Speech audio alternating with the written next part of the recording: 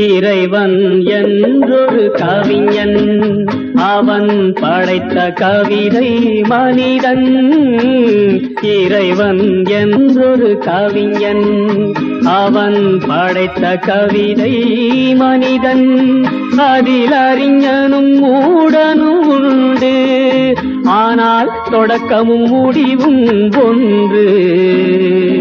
இறைவன் என்றொரு கவிஞன், அவன் படைத்த கவிதை மனிதன்.